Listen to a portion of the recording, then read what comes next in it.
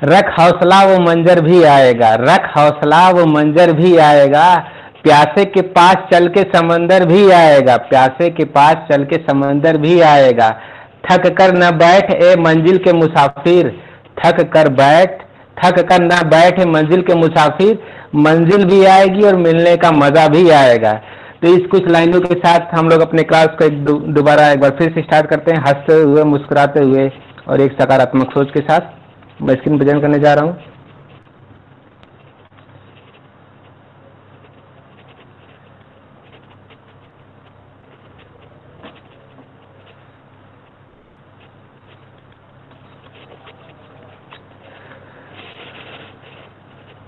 अभी तक हम लोगों ने क्या क्या पढ़ लिया, प्राइमरी स्टोरेज डिवाइस क्या होता है और सेकेंडरी स्टोरेज डिवाइस क्या होता है, यहाँ तक हम लोगों ने कवर कर लिया। नेक्स्ट जो है कंप्यूटर सॉफ्टवेयर।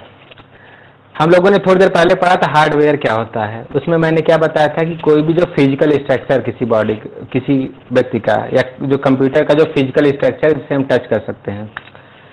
जैसे अगर मैंने एग्जांपल दिया था कि जिम वाले का जो बॉडी स्ट्रक्चर पूरा जो बाहर आउटलुक होता है जिसे हम टच कर सकते हैं, उसको बोलते हैं hardware.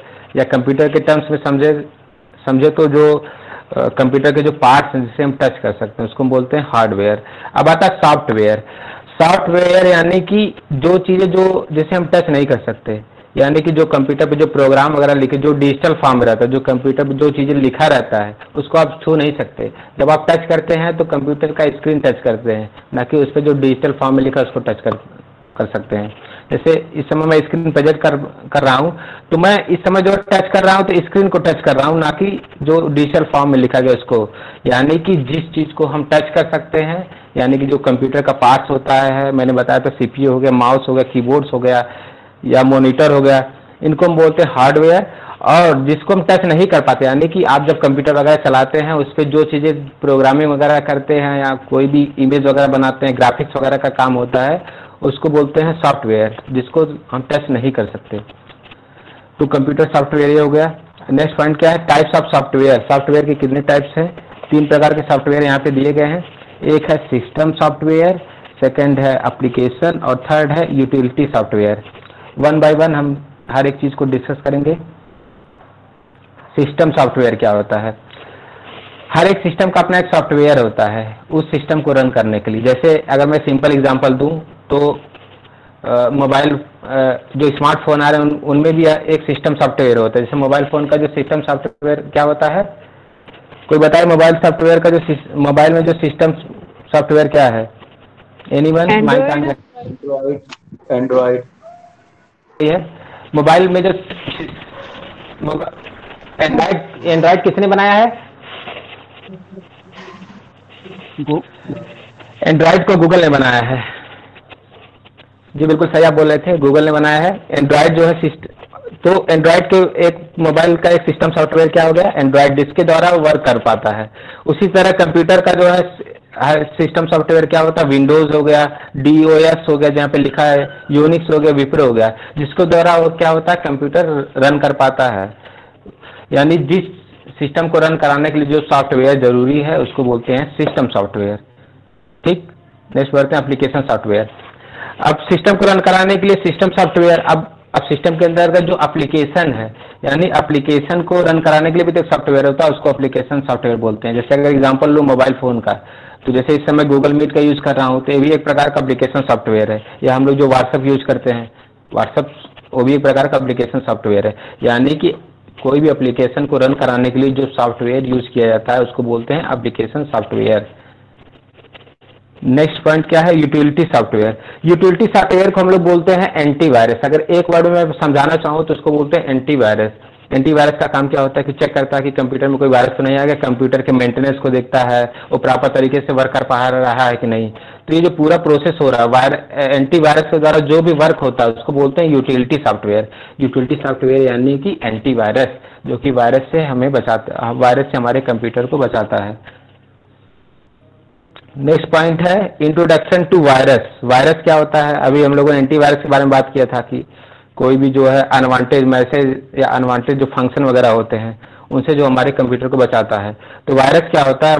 Virus is a program design by a computer programmer computer program जिसे मलेशिया साइकिल भी बोलते हैं, to do a certain unwanted function, यानी अनवांटेड फंक्शन वगैरह जो होते हैं या अनवांटेड प्रोग्रामिंग वगैरह प्रोग्राम में कोई प्रॉब्लम होने लगती है, तो हम इस प्रकार समझ सकते हैं वायरस क्या है। वायरस एक प्रकार से कोडिंग होता है। इसके हेल्प से क्या होता है कि कंप्यूटर डेटा को चुराया जाता है या कंप्यूटर डेटा को जो है हैक किया जाता है, उसमें जो है अलग अलग प्रॉब्लम्स क्रिएट किया जाता है। एक प्रकार का वायरस क्या होता है, एक प्रकार का कोडिंग होता है, ठीक।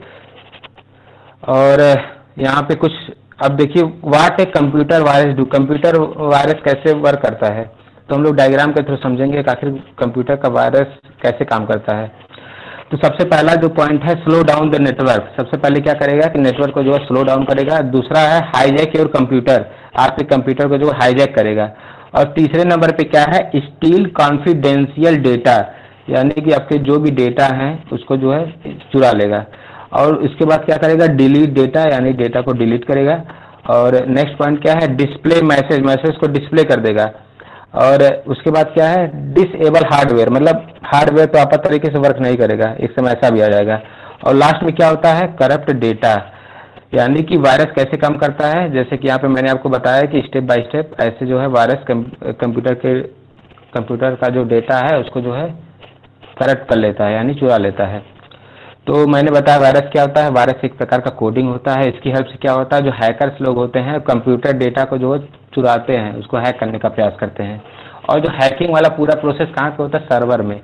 सर्वर यानी कि सर्वर क्या होता है, सर्वर यानी कि जहाँ पे मान लीजिए आपने कोई मैसेज किया, तो मैसेज करने के बाद एक पार्टिकुलर सर्वर में जाता है, तब वहाँ से जो है जो मैसेज निकल के आता है फिर आपके सीधे कंप्यूटर में जाता है।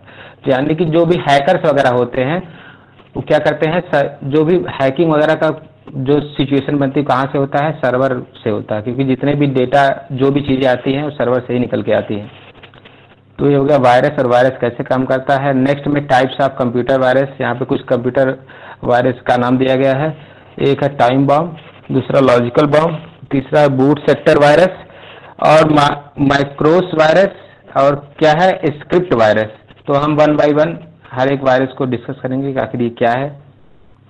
टाइम बम क्या होता है, टाइम बम जैसे कि आप लोगों ने मूवी वगैरह में देखा होगा, जैसे नहीं बोला जाता है कि सावधान रहो मित्र। मान लीजिए मोदी जी की आवाज में अगर बोलना हो कंप्यूटर टाइम, मान लीजिए कोई मोदी जी की आवाज में अगर इसी चीज को वायरस मूवी में जैसे बोला जाता है ना कि कोई मूवी में जो नहीं होता विलेन वगैरह जो बोलता है, उसी को अगर मोदी जी की आवाज में बोला जाए तो कैसे बोला जाएगा, मित्रों बच के रहना, हिलने की कोशिश मत करना मेरे प्यारे मित्रों, नहीं तो उड़ जाओगे मित्रों, सावधान मित्रों।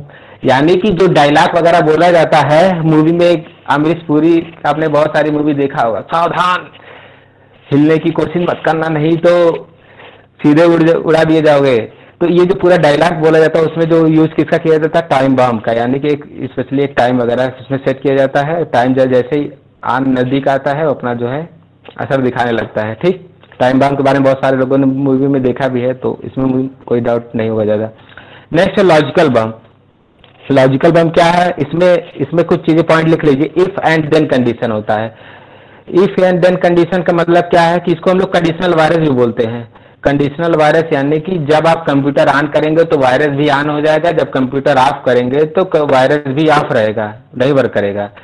तो इसीलिए इसको बोलते हैं इफ एंड देन कंडीशन पे ये वर्क करता है। लॉजिक बम क्या होता है, एक प्रकार का कंडीशनल वायरस होता है। जब हम कंप्यूटर ऑन करते हैं तो ये वर्क करने लगता है, और जब कंप्यूटर ऑफ करेंगे तो वर्क नहीं करेगा, लॉजिक के बेस पे काम करेगा। तो लॉजिकल बम ये हो गया लॉजिकल। और नेक्स्ट है, हाँ जी बताइए, कोई कुछ बोलना चाह रहा है? हाँ जी भैया, वो दोनों का डिस्क्रिप्शन एक ही लिखा है। हाँ इसीलिए उसको, हाँ इसीलिए उसको आगे कर दिया, 2 बार रिपीट हो गया है। ओके। उसमें थोड़ा सा नहीं होता कि थोड़ा मिस्टेक हो गया होगा, बट थोड़ा सा मैंने डिफरेंस इसीलिए आपको बता दिया है, ठीक है। उसमें सेम चीज लिखा हाँ था। जी भैया। Okay. Boot sector virus. Boot sector virus क्या है? The boot sector virus infect the information system during the startup process, यानी जब आप कंप्यूटर वगैरह स्टार्ट करते हैं तो उस समय जो है इसका असर दिखता है बूट सेक्टर वायरस का। इस tend to create the bad sector of the hard disk और फ्लॉपी डिस्क। इसका जो इफेक्ट रहता है हार्ड डिस्क और फ्लॉपी डिस्क तक भी रहता है, यानी कि इसको हम बोल सकते हैं कि सबसे खतरनाक वायरस, क्योंकि अगर ये हार्ड डिस्क और फ्लॉपी डिस्क तक अगर ये पहुंच पा रहा है, इसका मतलब ये है कि जो है मोस्ट डेंजरस वायरस इसको बोल सकते हैं, बिल्कुल बोल सकते हैं।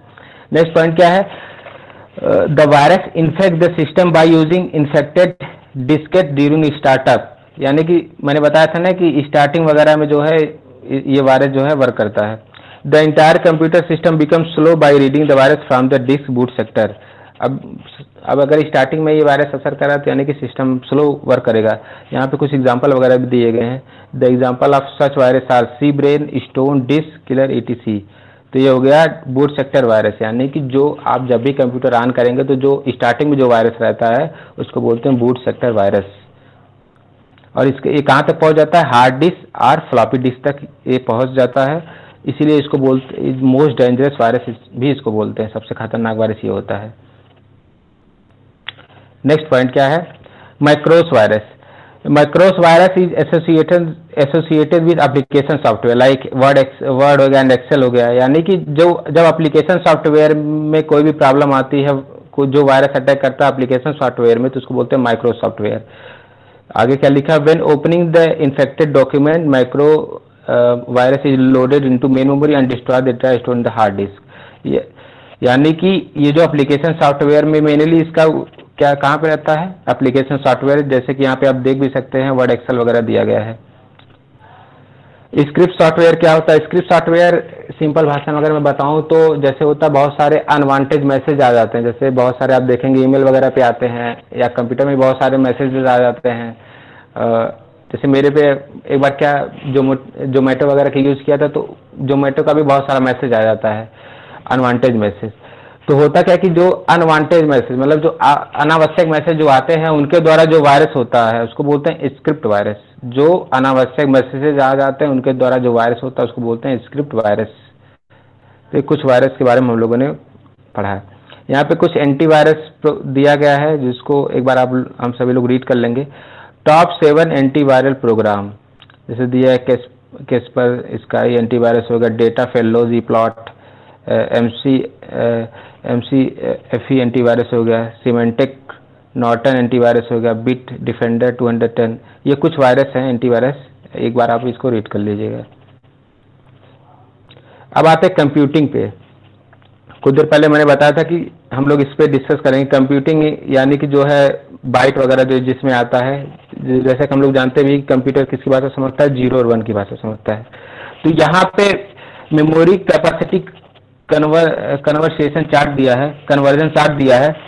तो एग्जाम में अब इसमें देखिए एग्जाम में कैसे क्वेश्चंस वगैरह पूछे जाते हैं। जैसे पूछ देगा कि 8 बिट्स बराबर कितना बाइट, तो 8 बिट्स बराबर 1 बाइट होता है। फिर 1 किलो बाइट बराबर कितना है, 10 to 4 बाइट्स होता है।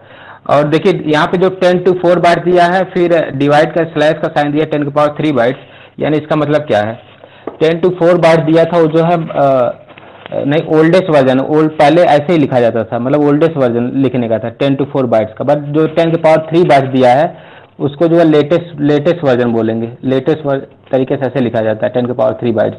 तो आपको दोनों चीज़ याद रखनी है, जो 10 to 4 बाइट्स भी दिया है यानी ओल्डेस्ट वर्जन जो दिया है, और 10 की पावर 3 बाइट्स जो दिया है यानी कि जो लेटेस्ट वर्जन दिया है, इसको भी याद रखना है। तो 1 किलो बाइट बराबर कितना होता है, 10 to 4 बाइट्स, और 1 मेगा बाइट बराबर क्या होता है, 10 to 4 किलो बाइट्स। 1 गीगाबाइट बराबर क्या होता है, 10 to 4 मेगाबाइट। तो आपको इसमें कहाँ तक याद रखना है, एग्जामिनर, मैंने बहुत सारे सैंपल पेपर देखे हैं और जहाँ तक मुझे समझ में आया है कि टेट्राबाइट से ज़्यादा कभी भी नहीं पूछता। टेट्राबाइट 1 टेट्राबाइट बराबर पूछ देगा 10 to power 4 गीगाबाइट। तो आपको इसमें कहाँ तक याद करना है, टेट्राबाइट तक, ठीक है, बाइट से लेके टेट्राबाइट तक आपको इसको याद रखना है। और बीच में एक क्लास भी लूंगा, उसमें बता दूंगा कि बाइनरी से डेसिमल कैसे कन्वर्ट किया जाता है और डेसिमल से बाइनरी कैसे कन्वर्ट किया जाता है। इसका भी एक क्लास रहेगा, उसमें आपको समझा दिया जाएगा। तो अभी बस आपको कहाँ बाइट से लेके टेट्राबाइट तक ये सारी चीज़ों को आपको याद रखना है। नेक्स्ट पॉइंट क्या है, ईमेलिंग, यानी कि जब हम ईमेल वगैरह भेजते हैं तो उसमें कैसे कैसे क्या प्रोसेस होता है। ऐसा तो है नहीं डायरेक्टली आप ईमेल भेज दी तुरंत पहुँच गया, उसमें बहुत सारे सर्वर वगैरह काम करते हैं। तो ईमेल के बारे में हम लोग समझेंगे। ईमेलिंग क्या होता है कि exchange of computer store message bye telecommunication, यानी कि जब हम एक मैसेज को जो है एक ईमेलिंग वगैरह मतलब एक मैसेज को दूसरे कंप्यूटर पे भेजते हैं टेली कम्युनिकेशन का यूज करके, ईमेलिंग हो गया। ईमेल वगैरह आप लोग करते हैं तो ज़्यादा बेहतर समझ पाएंगे। अब होता क्या है कि मान लीजिए अब इसमें दो टर्म्स आते हैं, दो टर्म्स, और इसका फुल फॉर्म भी हमें याद रखना है। पहला तो है ईमेल सर्वर और एक होता है POP। इसमें दो टर्म्स हैं, एक तो है SMTP यानी सिंपल मेल ट्रांसफर प्रोटोकॉल जिसे बोलते हैं आउट गोइंग कॉल, और दूसरा है पोस्ट ऑफिस प्रोटोकॉल। इन जो दो फुल फॉर्म दिए गए हैं इसको हमें याद रखना है, मोस्टली जगह पूछा भी जाता है। SMTP का फुल फॉर्म पूछ देगा या POP का फुल फॉर्म पूछ देगा। तब होता कैसे है, मैं एक सिंपल एग्जांपल दूं। मान लीजिए मुझे कोई किसी के पास ईमेल करना है, मैंने ईमेल किया, तो यहाँ से जब मैंने ईमेल किया तो एक सर्वर काम करता है उस जिसको बोलते हैं आउट गोइंग सर्वर, और उसी को बोलते हैं SMTP यानी सिंपल मेल ट्रांसफर प्रोटोकॉल। यानी कि यहाँ से कोई चीज़ मैंने ईमेल किया तो जो सर्वर काम किया उसको बोलते हैं SMTP यानी सिंपल मेल ट्रांसफर प्रोटोकॉल। कोई कुछ बोलना चाह रहा है? जी हेलो, प्रणम भैया, बीच में अब आप ब्रेक हो रही थी और आपका वो चला गया था, मैं इसलिए बोल रहा अब अभी ठीक है? था। अभी ठीक है भैया। Okay, thank you. तो मैं ये बता रहा था कि जब हम ईमेलिंग वगैरह करते हैं तो दो सर्वर काम करते हैं। मान लीजिए यहाँ से मुझे राहुल आर्य जी को मैसेज करना है, तो मैं जब भेजूंगा तो जो सर्वर रहेगा उसको बोलते हैं SMTP यानी सिंपल मेल ट्रांसफर प्रोटोकॉल, जिसे बोलते हैं आउटगोइंग सर्वर। और POP क्या होता है कि मान लीजिए राहुल जी ने जब रिसीव किया तो वहां पे भी एक सर्वर काम करता है, उसको बोलते हैं पोस्ट ऑफिस प्रोटोकॉल यानी कि उसको इनकमिंग सर्वर भी बोलते हैं। इसमें क्या याद रखना है, SMTP का फुल फॉर्म क्या है, POP क्या है, और ये कैसे वर्क करता है, जो कि मैंने आपको बता दिया। अब यहाँ पे कुछ ईमेल वगैरह करते थे, यहाँ पे कुछ टर्म्स है जो बहुत ज़्यादा इंपॉर्टेंट है, जो एग्जाम में मेनली पूछा भी जाता है। तो यहाँ पे जैसे कि आप देख सकते हैं यहाँ पे लिखा भी, एक है रिसिपेंट जो रिसीव करता है, कोई ईमेल वगैरह भेजेंगे, और इसमें दो चीज़ें बहुत इंपॉर्टेंट है जो हमें याद रखना है।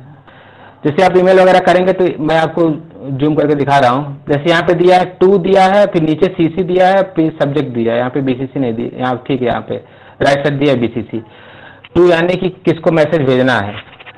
जैसे हम लोग जब कोई ईमेल वगैरह करते तो लिखा था फ्राम यानी कि जब हम अपने द्वारा यहाँ से भेजते हैं। टू यानी किसको भेजा जा रहा है, ठीक। CC का फुल फॉर्म होता है कार्बन कॉपी, CC का फुल फॉर्म क्या होता है, कार्बन कॉपी। और BCC का फुल फॉर्म क्या होता है, ब्लाइंडेड कार्बन कॉपी। तो हमें इसमें मेन क्या समझना, CC और BCC में डिफरेंस क्या है। जैसे मान लीजिए आपने किसी को मैसेज भेजा और आपने इसमें कार्बन कॉपी लगा दिया, यानी कार्बन कॉपी आपने लगा दिया, तो होता क्या है कि मतलब टू मतलब जिसको आप मैसेज भेजे, टू यानी कि जिसको आप मैसेज भेजे उसे पता रहेगा कि आपने CC वाले को ही मैसेज भेजा है। और BCC में क्या होता है कि जब आप ब्लाइंडेड कार्बन कॉपी इसमें यूज कर देते हैं तो होता क्या है कि जो BCC वाला है टू वाले को देख लेगा और CC वाले को भी देख लेगा, बट ये जो टू और CC है BCC को नहीं देख पाएंगे। यानी कि जो है जब हम मतलब बिफोर BCC के पहले क्या है कि जब हम टू और CC का यूज करते हैं तो CC टू वाले को जानता है और टू वाला जो है CC वाले को जानता है कि हाँ जो मैसेज मेरे पास आया है वो उसके पास भी आया है। यानी टू वाला ये जानेगा कि मेरा मैसेज CC के पास गया है, और CC वाले को ये पता रहेगा कि हाँ मेरा मैसेज मेरे पास जो मैसेज है वो टू वाले को पता है। बट जैसे हम BCC वाले को लगा देंगे यानी अपर अथॉरिटी आ जाएगी, तो बाकी जो है इन दोनों लोगों को पता नहीं रहेगा। यानी कि टू और CC वाले को कुछ भी पता नहीं रहेगा कि उनके ऊपर भी सबका एक बाप बैठा है जो सबको देख रहा है। यानी कि BCC वाला जो सबको देखेगा लेकिन इसको कोई देख नहीं पाएगा। बट अगर हम CC और टू की बात करें तो इसमें क्या होता है कि दोनों एक दूसरे को देख सकते हैं, जो मैसेज भेजा गया है दोनों एक दूसरे को देख सकते हैं। ये वाला समझ में आया, क्योंकि ये वाला बहुत ज़्यादा इंपॉर्टेंट है। समझ में आ रहा है सबको ये वाला? क्या मैं रिपीट कर दीजिए ये। ठीक है, ठीक है। जैसे मान लीजिए टू का मतलब क्या है कि मान लीजिए आप मुझे जो है जैसे फ्रॉम टू मतलब मुझे राहुल आर्य जी को मैसेज करना है, फिर मैंने कार्बन कॉपी कर दिया। अब कार्बन कॉपी का मतलब क्या हुआ कि इसमें ये हुआ ना कि जैसे आप किसी को भेजेंगी, मतलब मैसेज राहुल आर्य को भेजेंगी, CC मतलब कार्बन कॉपी मतलब कुछ लोग और ऐड कर दिए गए उसमें।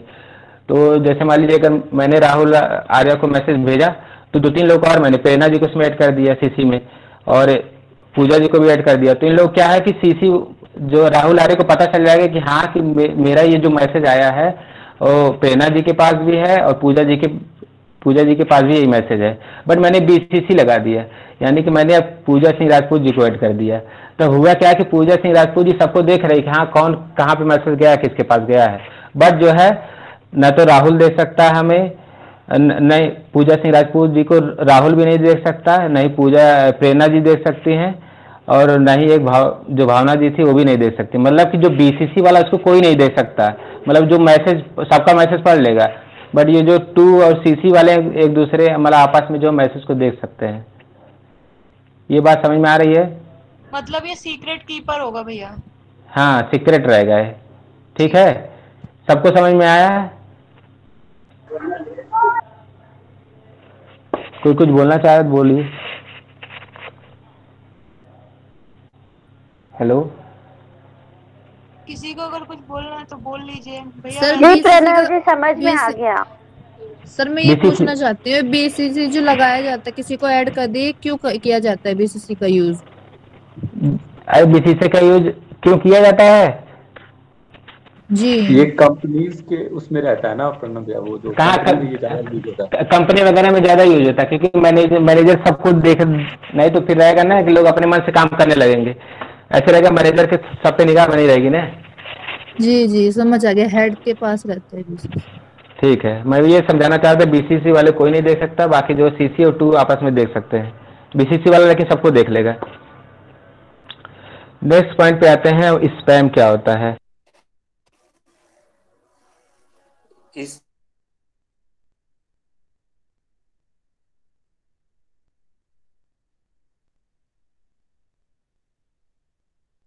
जो भी मंगाया आपको, फिर क्या होता है कि एक बार आपने जोमेटो से मंगा ली, फिर बार बार मैसेज आता है ईमेल पे, तो इरेलेवेंट मैसेज जो आते हैं उसी को हम बोलते हैं स्पैम। इरेलेवेंट मैसेज को जो भी सब मार्केटिंग वगैरह के भी आते हैं, बहुत सारे एडवर्टाइजिंग वगैरह के आते हैं, तो इसको बोलते हैं स्पैम। अब यहाँ पे कुछ क्वेश्चंस है जो मैंने रखा था, क्योंकि सीसी बीसीसी को समझने के क्वेश्चन सॉल्व करना भी जरूरी है। तो एसएमटीपी का देखिए गया है, SIM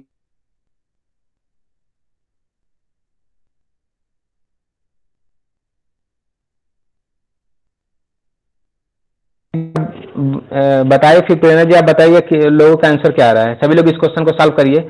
why would BCC B use in an email? BCC का यूज हम लोग ईमेल में क्यों करते हैं? इसका सभी लोग आंसर बताइएगा सॉल्व करके। और प्रेरणा जी आप बताइएगा लोगों का आंसर कितना आ रहा है। जी भैया, अजीत देव जी ने दिया है ए आंसर, आगे भी दीजिए आंसर प्लीज। क्वेश्चन को अच्छे से पढ़िए और जवाब दीजिए। क्वेश्चन को अच्छे से पढ़िए सभी लोग।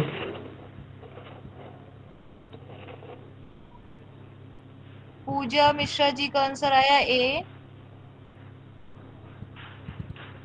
30 लोग हैं, आंसर कीजिए 30 में से। जीतराम भैया ने बोला है 4th डी। अच्छा, सभी जवाब दीजिए फास्ट। स्वाति जी ने सी बताया है भैया। जी पूनम जी ने भी 3 बताया है, सी मतलब कि। allow the sender of message to conceal the recipient enter in the BCC। Manoj पाल भैया ने बताया ए।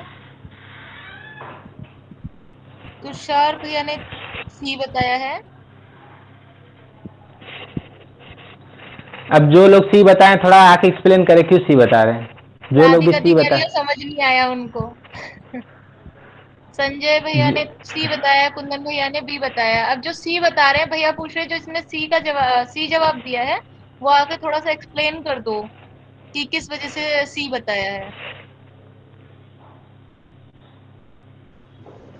मैं बोलूं? हाँ जी स्वाति जी बोलिए।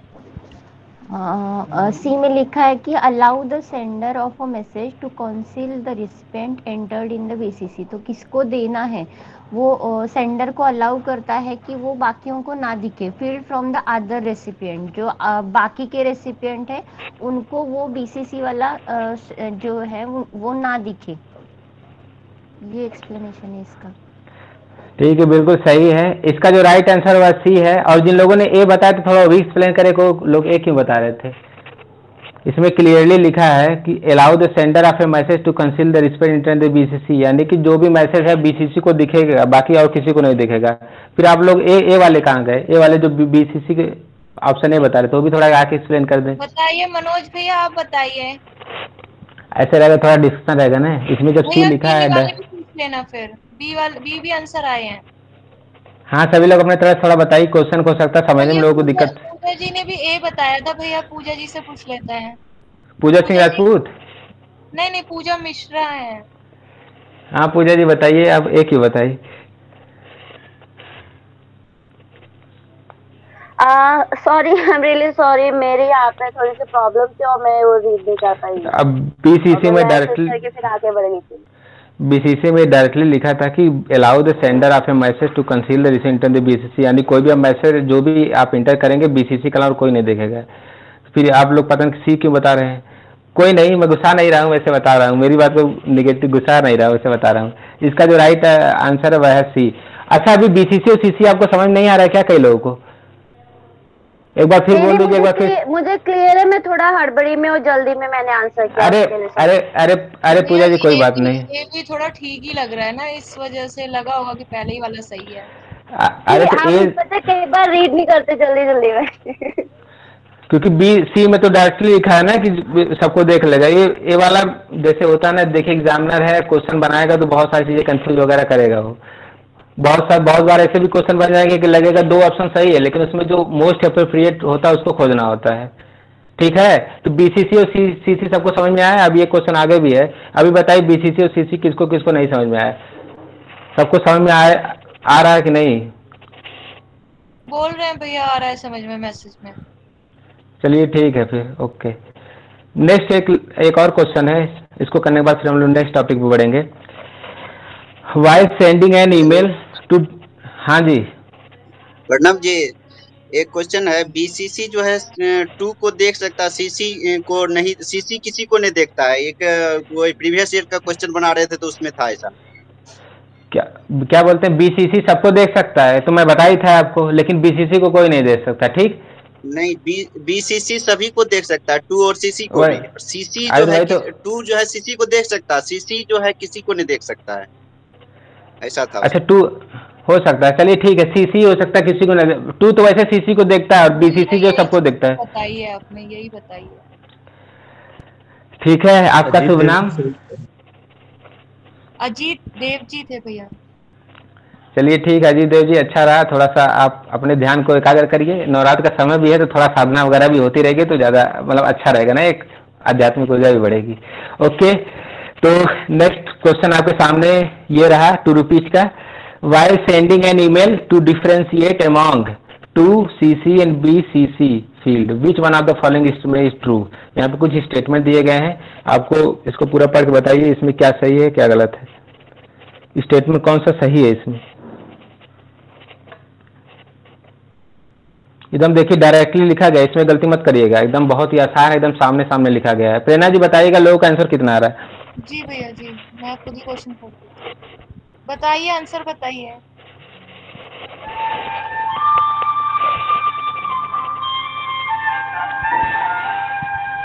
ये बहुत अच्छी लग रही है म्यूजिक। क्या हुआ? ये जो भी बजा रखा है आपने, अच्छा लग रहा है म्यूजिक।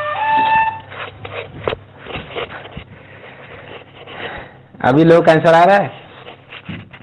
हाँ जी भैया, पूनम दी का आया है बस अभी तक, तो थर्ड बताया उन्होंने, सी बोल रहे हैं। ठीक है, अभी सभी देखते हैं आगे क्या होता है, कितना रुझान जाता है। एक मत रहते हैं, अलग ही मत है सबका। मेरे प्यारे हिमांशी भाई, चौधरी जी का सी आया। मेरे प्यारे मित्रों, आंसर थोड़ा सोच समझ के करे देवियों सज्जनों, इसमें कोई घाटा है क्या?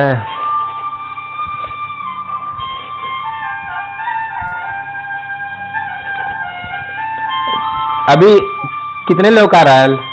भैया आया, स्वाति जी, पूजा जी, मानसी बेदी, सब एक हो गए हैं भैया। सी एक बता मत, रहे, एक मत। ठीक है। सी बता।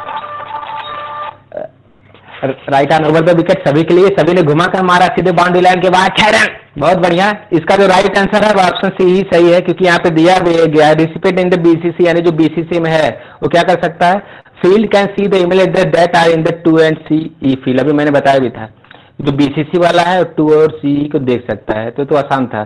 तो आई थिंक आप सभी को समझ में आ गया होगा। सी थर्ड सही है तो क्यों सही है? सभी को समझ में आया? यस सर, आ गया। ओके, मौज करिए। अब बाकी आगे बढ़ते हैं। आ गया यूजिंग इंटरनेट वेब ब्राउजर। एक वेब ब्राउजर होता है और दूसरा क्या है? Search engine. अब देखिए दोनों में डिफरेंस क्या है। वेब ब्राउजर क्या होता है और सर्च इंजन क्या होता है? सर्च इंजन क्या है? जैसे कि मान लीजिए आपने कोई वेबसाइट वगैरह आपको सर्च करना है तो सारी चीज़ें किसके अंतर्गत आएंगी? Search engine. Web browser, browser यानी कि जैसे आप कोई वेबसाइट वगैरह खोलते हैं तो उस पर एक ब्राउजर काम करता है।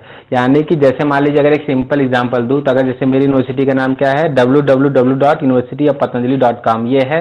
तो ये जो मैंने सर्च किया है तो सर्च इंजन के अंतर्गत कोई भी चीज़ जब सर्च किया जाता है तो सर्च इंजन के थ्रू आएगा। और जब कोई भी चीज़, अब मान लीजिए वेबसाइट आ गया, अब उस पर उसको ओपन करना है कि हाँ मुझे समझ में आ गया कि यूनिवर्सिटी का वेबसाइट क्या है? www.universityofpatanjali.com। तो अब मैं उसके अंदर जब ओपन करूंगा तो एक ब्राउजर काम करता है, तो उसको बोलते हैं वेब ब्राउजर। यहाँ पे कुछ नाम वगैरह दिए गए, जैसे इंटरनेट एक्सप्लोरर हो गया, वेब ब्राउजर के अंतर्गत आता है। Mozilla Firefox, Google Chrome, safari, opera, Netscape. तो ये जो 6 दिया गया है, आप इसको 6 वेब ब्राउजर को आप याद रखिएगा। इसके अलावा जो भी यहाँ पे नीचे भी कुछ सर्च इंजन के बारे में दिया गया, जैसे गूगल हो गया, आस्क हो गया, याहू हो गया, और भी बहुत सारे हैं। तो सर्च इंजन क्या होता है? सर्च इंजन यानी कि जब आप कोई वेबसाइट वगैरह को सर्च करते हैं, जैसे कि मैंने एग्जांपल भी दिया था कि अगर हमें महर्षि दयानंद योग एकेडमी को सर्च करना है तो ये किसके अंतर्गत आएगा? Search engine. मतलब वेबसाइट को अगर मुझे पता करना है कि www.महर्षिदयानंदयोगएकेडमी.com, तो जब मैं ये वेबसाइट हमें मिला तो सर्च इंजन के द्वारा हुआ। और इसके बारे में अगर हमें जानना है तो जैसे ही ओपन करेंगे तो एक ब्राउजर काम करेगा, तो उसको बोलते हैं वेब ब्राउजर। इसका कुछ एग्जांपल वगैरह आप याद रखिएगा, इसी एग्जांपल वगैरह पूछता है। आखिर एक एग्जांपल दे देगा, पूछेगा सर्च इंजन है या वेब ब्राउजर है। ये आपको समझ में आया सभी को?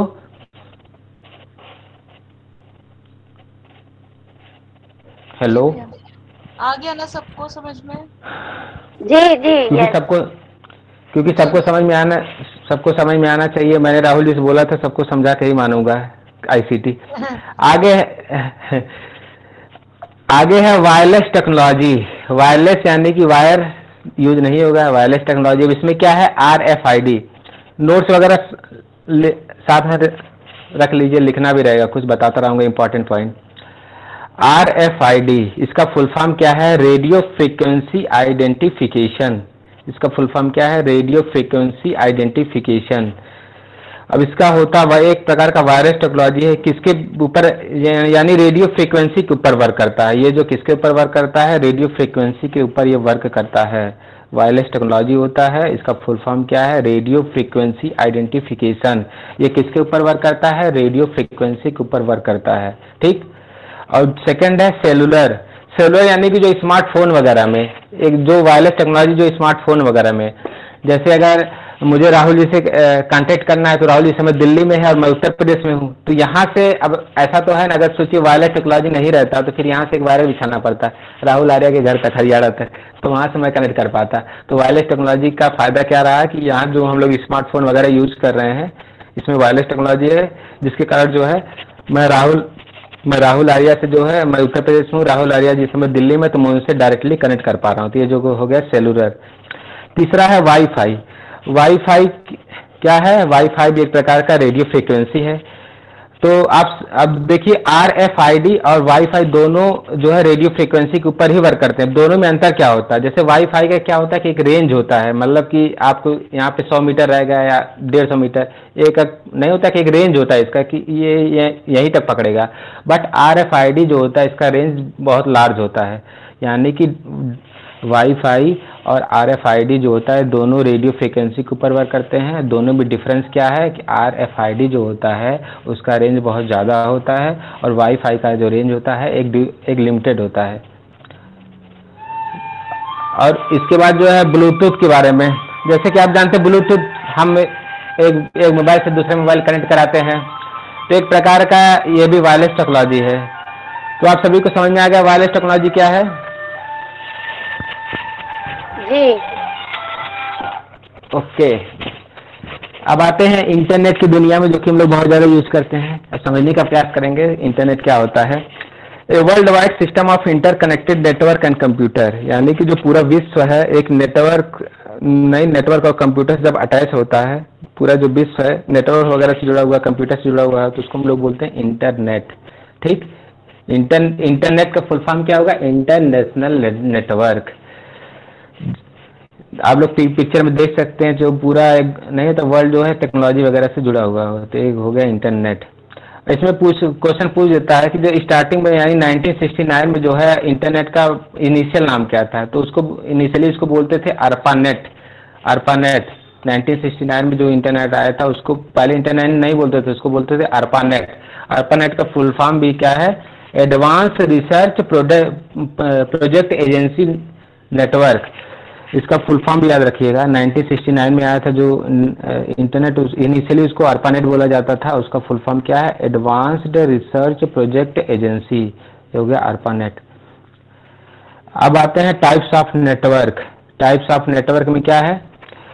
Based on the size and the coverage area के बेस पे network are categorize into the following types. यहाँ पे कुछ टाइप्स वगैरह दिए गए हैं, किसके बेसिस पे? On the basis of size and coverage area.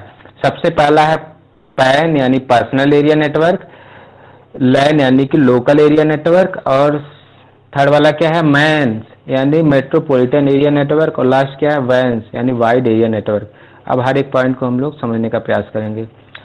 Personal area network क्या होता है? जैसे यहाँ पे आप लोग पिक्चर में देख सकते हैं कि एक सिस्टम है, सिस्टम से मतलब नहीं होता, सिस्टम है, यहाँ से बहुत सारे जो है डिवाइस वगैरह, बहुत सारे मोबाइल्स वगैरह जो है अटैच हैं। यानी कि जैसे हम लोग एक सिंपल एग्जांपल समझ सकते हैं कि जैसे मान लीजिए 4-5 लोग हैं ग्रुप में, तो है क्या कि एक सब मतलब 4 लोगों के पास डेटा नहीं है, मोबाइल डेटा खत्म हो गया है, तो अब एक के पास मोबाइल डेटा है, तो जब एक से जो 3 या 4 लोग जो है कनेक्ट करके चलाते हैं तो उसको बोलते हैं पर्सनल एरिया नेटवर्क। इसका एक रेंज होता है, जैसे इसमें एग्जांपल वगैरह दिए, लैपटॉप्स हो गया, कंप्यूटर्स हो गए, मोबाइल्स हो गया, ये सारी चीज़ें जो है पर्सनल एरिया नेटवर्क के अंतर्गत आएंगी। और इसका जो रेंज होता है कितना होता है? 10 मीटर, यहाँ पे लिखा भी है, इसका जो रेंज होता है 10 मीटर। ठीक, पर्सनल एरिया नेटवर्क यानी कि जब आपके मोबाइल से आपके 3 या 4 दोस्त जो है कनेक्ट करा के चला रहे हैं तो उसको बोलते हैं पर्सनल एरिया नेटवर्क। यानी ये एक उसका यानी कि रेंज कितना रहेगा? 10 मीटर। एग्जांपल क्या है? लैपटॉप्स हो गया, कंप्यूटर्स हो गए, मोबाइल्स हो गए, ये सारी चीज़ें। नेक्स्ट क्या है? Local area network. A local area network is a network that connects computer and device in a limited geographical area। यानी कि लिमिटेड geographical एरिया में इसका ये तो होता है, जैसे होम हो गया, स्कूल वगैरह हो गया, और आपका ऑफिस बिल्डिंग वगैरह हो गया, closely positioned group of building हो गया। जैसे पर्सनल एरिया नेटवर्क भी हम लोग होम वगैरह में यूज करते हैं, बस उसका नहीं लिमिटेड रेंज होता है, बट इसका जो रेंज होता है होम में भी यूज होता है, बट इसका रेंज जो है उससे ज़्यादा होता है इसका, और इसका स्कूल में भी यूज होता है, ऑफिस बिल्डिंग वगैरह जो उसमें यूज होता है। और इसमें क्वेश्चन कैसे बनता है ये समझने की ज़रूरत है। जैसे मान लीजिए कभी दे देगा कि कोई बड़ी बिल्डिंग में कौन सा नेटवर्क यूज हो रहा है, कोई बड़ी मल्टीनेशनल कंपनी है उसकी बिल्डिंग में कौन सा यूज होगा, तो उसमें क्या यूज होगा? Local area network. इसमें क्या लिखा है? Each computer device on the network is node. Node यानी कि जिसमें जितने भी कंप्यूटर जुड़े हुए हैं सब किसी नोड यानी कि जो वायर से जुड़े हुए हैं। आप देख सकते हैं डायग्राम में। Wired LANs are mostly light based on the ethernet technology. Ethernet technology के बेस पे जो है जो बेस रहता है। तो यानी इसमें हमें क्या समझना है कि इसका जो होता है एक लिमिटेड जोग्राफिकल एरिया होता है, होम भी हो सकता है, स्कूल भी हो सकता है, ऑफिस बिल्डिंग वगैरह होता है। जैसा कि मैंने बताया भी कि जो बड़ी बड़ी मल्टीनेशनल कंपनियां हैं उसमें कौन सा नेटवर्क यूज होता है, एग्जाम में ऐसे ही पूछता है, तो क्या आ रहेगा? Local area network. और अब नेक्स्ट है मेट्रोपॉलिटन एरिया नेटवर्क। यहाँ पे थोड़ा सा मिसप्रिंट हो गया, वैन लिख दिया गया, बट यहाँ पे मैन रहना चाहिए था। तो मेट्रोपॉलिटन एरिया नेटवर्क क्या होता है? It is relatively larger than land and extend across a city or a metropolitan। यानी कि जब सिटी मेट्रोपॉलिटन सिटी वगैरह जो होती है वहाँ पे इसका यूज किया जाता है। जैसे कि आप डायग्राम में भी देख सकते हैं कि एक मेट्रोपॉलिटन सिटी है, वहाँ पे अलग अलग बिल्डिंग्स हैं, वहाँ पे इसका यूज हो रहा है। और इसमें जो नेक्स्ट पॉइंट लिखा है बहुत ज़्यादा इंपॉर्टेंट है। It is created by connecting 2 or more lines located at different location in city. यानी कि इसमें क्या है, देखिए 2 या 2 से अधिक लैन, जब 2 या 2 से अधिक लैन, यानी लैन में हम लोगों ने क्या समझा था कि एक पार्टिकुलर बिल्डिंग, यानी कि अगर मैं एक पार्टिकुलर बिल्डिंग की बात करूं तो ये जो आ जाएगा लैन के अंतर्गत। बट इसमें क्या लिखा है? 2 या 2 से अधिक। देखिए 2 या 2 से अधिक बिल्डिंग जब लैन लैन जब यूज होता है 2 या 2 से अधिक बिल्डिंग में, उसको वो किस में आ जाता है, मेट्रोपॉलिटन एरिया नेटवर्क में। लैन जो होता था एक सिंगल बिल्डिंग वगैरह में यूज होता है। जब 2 या 2 से अधिक, जैसा कि आप पिक्चर में देख भी सकते हैं, 2 या 2 से अधिक जो है बिल्डिंग में जब यूज लैन होने लगेगा तो उसको बोलते हैं मेट्रोपॉलिटन एरिया नेटवर्क। नेक्स्ट है वाइड एरिया नेटवर्क। जैसा कि नाम से ही कंफर्म है कि ये जो कंट्री वाइज होता है, मतलब एक स्थान से दूसरे स्थान पर, एक देश से दूसरे देश में जो है इसका, यानी कि अगर भारत से अमेरिका में कन्वर्ट करना है या भारत से जो फ्रांस से कनेक्ट करना है तो वाइड एरिया नेटवर्क का यूज करते हैं। जैसे कि आप पिक्चर में भी देख सकते हैं, एक कंट्री से दूसरे कंट्री, यानी भारत से जो है यहाँ पे जो डायग्राम बना है वो किसका है, शायद फ्रांस वगैरह का है। ब्रांच ऑफिस इंडिया है और यहाँ पे न्यूयॉर्क का, यानी न्यूयॉर्क और इंडिया से जब हम कनेक्ट कर पाते हैं, यानी एक कंट्री से दूसरे कंट्री, वहाँ पे क्या यूज होता है, वाइड एरिया नेटवर्क। आप सभी को इसमें डिफरेंस समझ में आया क्या क्या है, एक बार बता दीजिए फिर आगे बढ़े। सभी के समझ में आया? जी हाँ जी, समझ में आ गया। वाइड एरिया जो होता है एक कंट्री से दूसरे कंट्री के बीच में। मेट्रोपॉलिटन मैंने बताया था कि जब 2 या 2 से अधिक लैन वगैरह यूज। लोकल एरिया नेटवर्क में हम लोगों ने क्या पढ़ा था कि लोकल एरिया नेटवर्क में किसी एक पार्टिकुलर बिल्डिंग वगैरह में इसका यूज होता है। जैसे कि मैंने एग्जांपल भी दिया था, जो मल्टीनेशनल कंपनियां कौन सा नेटवर्क यूज करती हैं, लैन। एग्जाम में पूछता भी है कोई बड़ी कंपनी कौन सा नेटवर्क यूज करे, तो उसका आंसर क्या रहेगा, लैन। अब वही 2 या 2 से अधिक जब लैन यूज किया जाता है तो उसी को मिला के बन जाता है। जैसे कि मैंने डायग्राम में भी आपको दिखाया था, यहाँ पे 2 या 2 से अधिक बिल्डिंग, यानी कि जो 5 प्रकार बिल्डिंग दी गई है, इसमें क्या यूज होगा, मेट्रोपॉलिटन एरिया नेटवर्क और लोकल एरिया नेटवर्क। और इसमें भी मैंने डिफरेंस बता दिया, पर्सनल एरिया नेटवर्क भी होम में ही यूज होता है, लोकल एरिया नेटवर्क भी होम में यूज हो सकता है। बस दोनों में डिफरेंस क्या रहेगा कि एक का रेंज रहेगा और दूसरे में क्या रहेगा कि आप रेंज थोड़ा ज़्यादा रहेगा। तो ये हो गया डिफरेंस। तो लास्ट टॉपिक है आज, इसको पढ़ा के खत्म कर दें थोड़ा। क्या आप सभी लोग तैयार हैं? कर दीजिए भैया खत्म, थोड़ा सा तो रह ही गया। सभी थोड़ा लोग सा कर लेंगे ना, थोड़ा सा एक्स्ट्रा होगा तो, क्योंकि जी थोड़ा सा करा टाइम भी दीजिए गया है, सर, करा दीजिए। क्योंकि कल से सैंपल पेपर भी कराना है ना। हाँ जी भैया।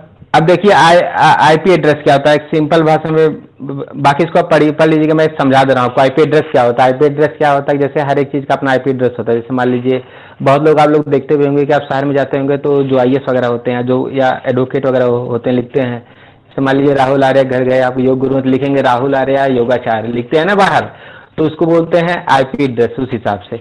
तो उसी प्रकार हर एक वेबसाइट का अपना एक आईपी एड्रेस होता है, जिसके द्वारा हम ये पता करते हैं कि आखिर ये वेबसाइट क्या है। मतलब जैसे www.patanjaliuniversity.com, तो हर एक का अपना एक वेबसाइट एड्रेस होता है, आईपी एड्रेस होता है, जिसके द्वारा हम ये पता लगाने का प्रयास करते हैं कि आखिर वेबसाइट किस लिए है, इसका उद्देश्य क्या है।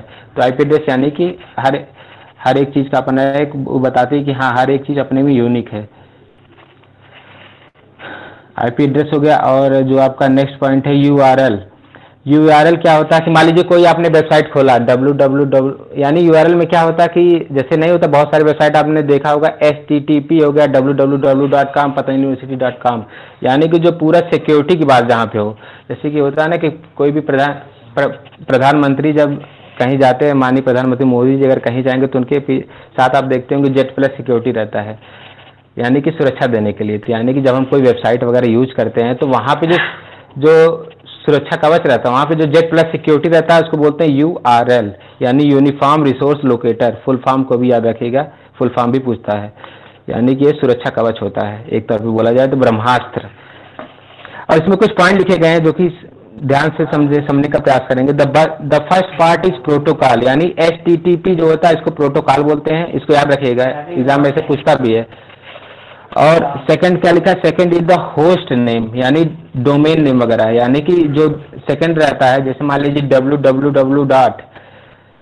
जो दिया यूनिवर्सिटी ऑफ पतंजलि, तो यूनिवर्सिटी ऑफ पतंजलि क्या है, डोमेन नेम है। तो ये सारी चीज़ें हैं। डोमेन नेम क्या होता है, प्रोटोकॉल क्या होता है, यूआरएल क्या होता है, मैंने आपको बता दी। यूआरएल क्या होता है, सिक्योरिटी का काम करता है। सिक्योरिटी यानी कि जो भी वेबसाइट आप यूज कर रहे हैं वो सही है या नहीं है। तो आप लोग बहुत सारी चीज़ें देखते भी होंगे ना कि अब HTTP तो आज के समय में कम ही यूज होता है क्योंकि इसको सिक्योर नहीं माना जाता। एक नया इस वर्जन है, उसमें क्या होता है HTTPS, यानी hyper text transfer protocol secured, यानी कभी भी अगर HTTP अगर रहे तो उसको यूज नहीं करना क्योंकि वो सिक्योरिटी की गारंटी नहीं ले सकता, बट जहाँ पे अगर आपको HTTPS रहे यानी सिक्योर लिखा रहे उसको आप यूज कर सकते हैं ऑनलाइन ट्रांजेक्शन वगैरह करने के लिए। तो URL क्या होता है? URL वह होता है जो सिक्योरिटी यानी Z प्लस सिक्योरिटी प्रोवाइड कराता है कोई भी ट्रांजेक्शन वगैरह। और प्रोटोकॉल मैंने बता दिया, प्रोटोकॉल क्या होता है? HTTP यहाँ पे दिया है लेकिन आप इसको HTTPS मान के चलिए जो सबसे ज़्यादा सिक्योर माना जाता है। डोमेन नेम क्या होता है कि जैसे मान लो कोई वेबसाइट है www.patanjali university, तो डोमेन नेम क्या है? Patanjali university of .com। और डोमेन नेम समझ में आया सभी को? डोमेन नेम क्या होता है, URL क्या होता है, प्रोटोकॉल क्या होता है, IP एड्रेस क्या होता है, सभी को समझ में आया कि नहीं? एक बार रिपीट बता दीजिए फिर आगे बढ़ें।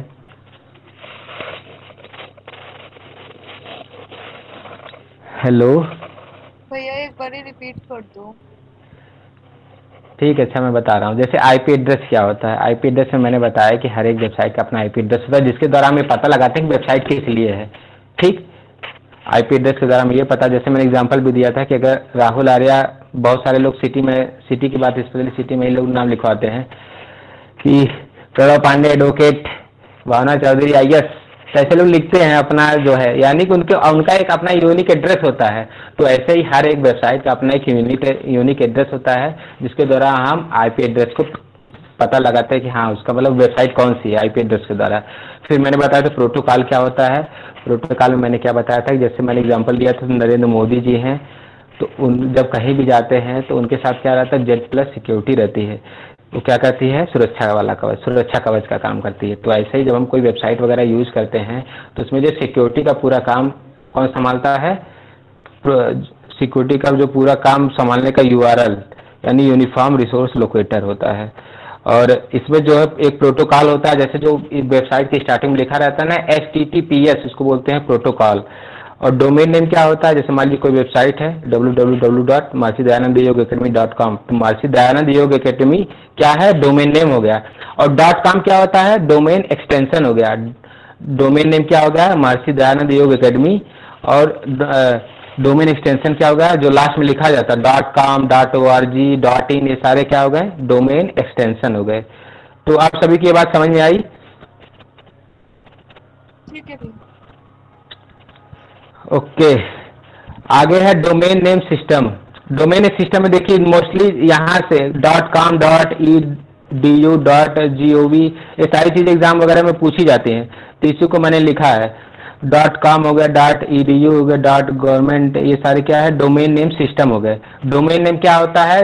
किसके बारे में है? यानी कि www.mahर्षिदयानंदयोगअकेडमी.com, तो महर्षि दयानंद योग अकेडमी क्या होता है? वो डोमेन नेम हो गया। डोमेन नेम एक्सटेंशन क्या है? जो लास्ट में लिखा रहता है .com होगा, .edu होगा, .gov होगा, .org होगा, .mil हो गया, .net हो गया, ये सारी चीज़ें। .ca भी आता है इसमें, कंट्री वगैरह का जो दिया जाता है, कनाडा का है कि इंडिया का है कि पाकिस्तान का है, सारी चीज़ों का। तो इसमें स्पेशली क्या पूछा जाता है? .com से लेकर .net तक पूछ देगा कि किसके लिए यूज होता है। तो इन सारे पॉइंट्स को आप एक बार पढ़ लीजिएगा डोमेन नेम सिस्टम में।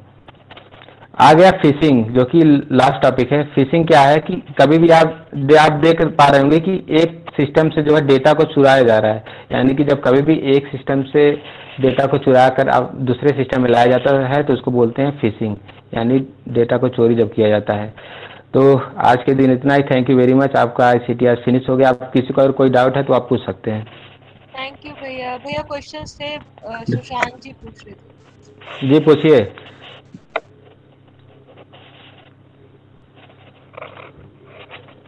हेलो सुशांत भैया आप हो?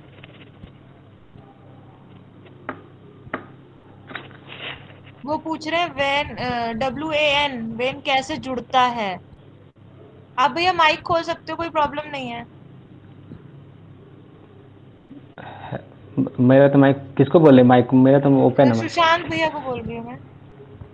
जी आपको कोई डाउट? मुझे सर वो बोल रहे हैं सुशांत जी की जो वैन है एक कंट्री से दूसरी कंट्री में कैसे कनेक्ट हो जाता है, बाकी तो वायर से हो रहा है जो, लेकिन जो वैन है वो कैसे कनेक्ट होगा? अच्छा बहुत लोग आप देखते होंगे कि समुद्र के अंदर एक बार मैं बहुत सारे न्यूज में देखा था, तो जो होता है समुद्र के अंदर भी बहुत सारे केबल वगैरह रहते हैं। समुद्र के अंदर जो केबल वगैरह बिछाया जाता है इसके लिए, उससे कनेक्ट किया जाता है। बड़े बड़े केबल रहते हैं, समुद्र के अंदर बिछाया जाता है, एक कंट्री से दूसरे कंट्री में। और एक प्रणव भैया, एक तो सैटेलाइट के थ्रू भी कनेक्ट होता है ना वो? हाँ, सैटेलाइट के थ्रू भी होता है, और आपका वायर वगैरह भी रहता है, केबल वगैरह बिछाया जाता है। हाँ, जहाँ पे केबल जाया जा सकता है वहाँ केबल। हाँ। अच्छा, ये फिशिंग जो है एक प्रकार से तो हैकिंग कहलाया जा सकता है ना? हाँ बिल्कुल, हैकिंग कहा जाएगा, बिल्कुल एक प्रकार से हैकिंग है, डेटा को चोरी करना, हैक करना। और कुंदन जी, और कोई सवाल हो या और किसी का जिसका भी कोई क्वेश्चन हो आज पूछ लीजिए, कल से फिर हम लोग सैंपल पेपर स्टार्ट करेंगे। सर अब तो बहुत सारी। ये जो आपने पढ़ा है तो कंप्लीट हो गया, अब आप भेजोगे ना पीडीएफ इसकी ग्रुप में? जी अभी भेज दूंगा, आप निश्चिंत जी रहिए। Thank you sir. और मैं पूरा प्रयास करूंगा कि लगभग 250-300 क्वेश्चन आप सभी को करा दिया जाए, इतना करा दिया जाए कि फिर एग्जाम में हर चीज़ें तैयार हो जाए, कोई कन्फ्यूजन ना रह जाए, सब बढ़िया हो जाए एग्जाम में, जितना आईसीटी वगैरह है। तो और किसी का कोई डाउट है? अब बहुत सारी गलतियां हमसे भी हो जाती है, तो हमारी गलतियों को बताइए। आपको समझ में आया है तो उसका भी फीडबैक एक बार मैसेज टाइप करके दे दीजिए। मैं पूरा प्रयास करता हूँ आपको थोड़ा आसानी समझा दिया जाए, लेकिन बहुत सारी गलतियाँ हो ही जाती हैं, मनुष्य हूँ तो गलतियाँ तो बहुत सारी कर देता हूँ। तो फीडबैक एक बार आप सभी लोग दे दीजिए, और जो भी कमियां हैं आप लोग बेझिझक बताइए सामने कि हाँ क्या करना है, और आगे मैं उसको इम्प्रूव करने का प्रयास करूँगा। प्रेरणा जी रिकॉर्डिंग ऑफ कर दीजिए। अब प्रयास किया था कि बहुत